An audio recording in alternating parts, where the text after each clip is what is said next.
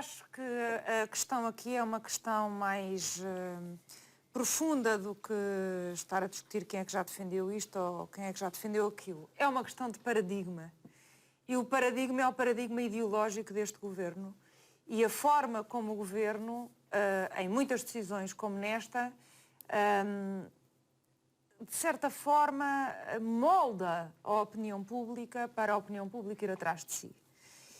E apesar de Pires de Lima ter dito em 2014 que jamais lançaria a privatização antes das eleições, coisa que está a fazer agora, e devo dizer que a privatização ainda não foi feita, corrigindo o que aqui foi dito. Sim, não foi feita. A verdade é que há aqui um paradigma que é um paradigma altamente liberal, que não é discutido e que se perde nestas discussões. Não há dúvida que, desde o tempo de Jorge Coelho, que o PS defende a privatização não de mais de 50% da TAP, mas de 30 e tal por cento do capital da TAP e uma parte para os trabalhadores.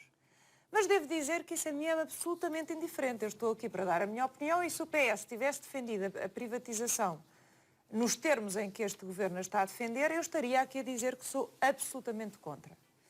Nós estamos a falar de uma companhia que não pode ser comparada com outras companhias de outros países por razões que já aduzimos aqui. Estamos a falar de uma companhia de um país periférico, diferente disso nessa medida. Estamos a falar de uma companhia absolutamente essencial para rotas com os PALOPes.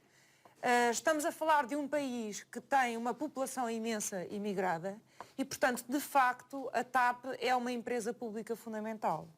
A Sofia disse aqui que estamos há não sei quantos anos para resolver este problema. Ora, aí é que bate realmente o ponto. É que a verdade é que se estamos desde o tempo de Jorge Coelho com esta discussão não da totalidade do capital, mas 30 e tal por cento, é que afinal o problema não é assim tão grande, porque a TAP ainda cá está. É porque eu acho extraordinário que as pessoas digam que estamos há anos para resolver este problema terrível que é a TAP e ainda não se deram ao contrário de inverter o raciocínio diabolizante do governo, que é, apesar de estarmos há tantos anos a tentar privatizar a TAP funciona.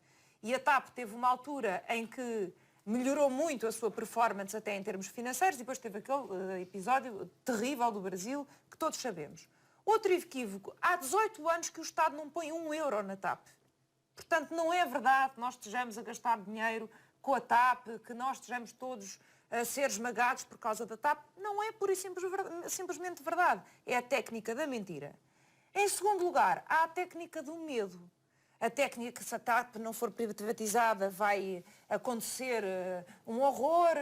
E isto é a técnica utilizada pelo governo para levar a sua avante, que é uma avante ideológica. Porque, de facto, quando os argumentos do governo vão neste sentido, por exemplo, nós não estamos a querer ganhar dinheiro, mas depois dizem que é porque a TAP estava prevista no memorando em termos de empresas a privatizar, mas estava prevista no memorando em termos de empresas a privatizar para se ganhar dinheiro. Só que o valor que era exigido para o conjunto das privatizações já foi atingido, logo não é obrigatório privatizar a TAP. Portanto, as duas umas resolvam-se nos argumentos e não brinquem com a inteligência dos portugueses, estamos um bocadinho cansados disso. Em segundo lugar, então não é para isso, é para quê? Para salvar a TAP. Ora bem, Passos fez exatamente o contrário. É que ao contrário do que aconteceu no tempo, por exemplo, em que Jorge Coelho era ministro, em que houve uma decisão da Comissão Europeia, em que se estava a tentar privatizar 30 e tal por cento e uma parte para os trabalhadores, nós aqui ainda tivemos alguma abertura de negociação por parte da Comissão Europeia. E a verdade é que num país em que temos tido exemplos como a REN, em que os portugueses estão a ver que as privatizações trouxeram os benefícios extraordinários às suas vidas, o que Passos Coelho fez foi exatamente o contrário. Passos Coelho fez tudo para não salvar a TAP.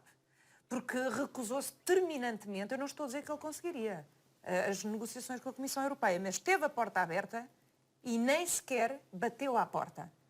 E isto é que é indigno do Primeiro-Ministro, que tem uma empresa de bandeira como esta.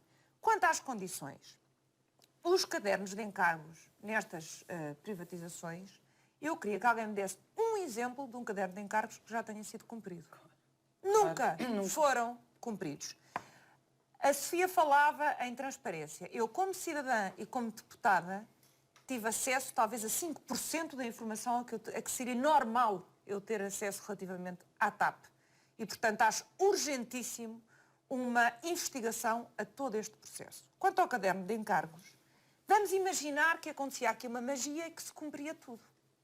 Mas cumpria-se para quanto tempo? 10 anos. Portanto, daqui a 10 anos desapareciam as rotas. Isto é uma coisa extraordinária para estarem contentes com isto. Em relação às condições laborais, em relação às rotas. São 10 anos, está garantido, mas e daqui a 10 anos? Acabou o país? Acabaram as rotas? Acabou todos os interesses de que nós estivemos a falar? E, portanto, eu acho que isto é realmente grave.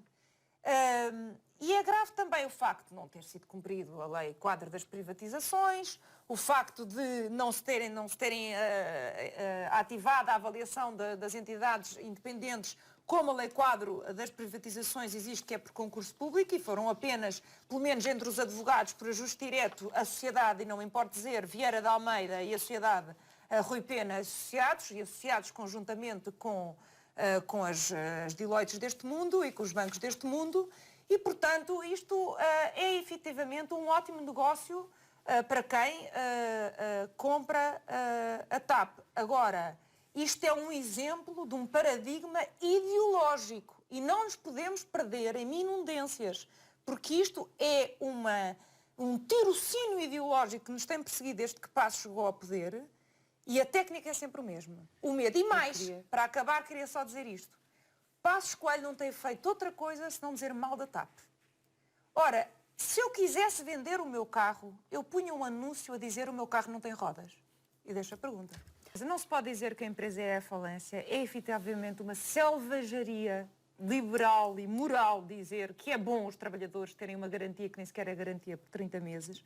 E em relação ao capital, eu devo dizer que tenho para mim que, além dos 49,99% do Newman, tenho para mim que ainda está para investigar se não há empresas europeias ficticiamente criadas por forma a contornar aquele regulamento europeu que obriga a que haja um mínimo de capital europeu. E, portanto, sabe-se muito pouco. Isto deve ser mesmo investigado. E é extraordinário que o único argumento que resta ao Governo foi a greve dos pilotos mostrou que nós tínhamos razão. Diz tudo do caráter deste Governo.